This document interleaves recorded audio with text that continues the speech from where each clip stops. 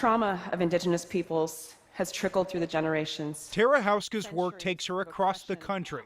This weekend, she went to D.C.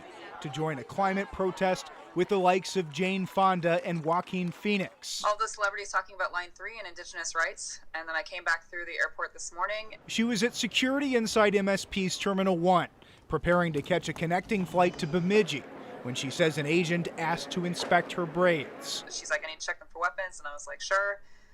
And then she pulled my hair behind my head and just like started laughing and was like, giddy up. I was very clear that's really not okay. She kind of, laughed and, well, I was just kidding, it was just in fun, and, I didn't mean to offend you. And I'm like, well, it was very offensive. Houska tweeted about the incident to her 30,000 followers, writing, quote, "My hair is part of my spirit. I am a Native woman. I am angry, humiliated." When you casually use authority to be disrespectful to other people, that is part of a whole systemic problem. TSA says it's taking the matter seriously and has launched an investigation.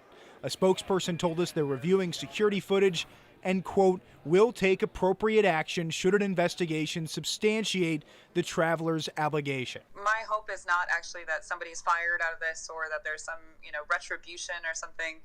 I would actually hope that TSA does a better job of training its employees to understand why this is not okay. The MSP Airport's official Twitter account apologized to Tara Houska this morning and promised to send her tweets to TSA leadership. The airport also has offered assistance to refer her complaint to TSA.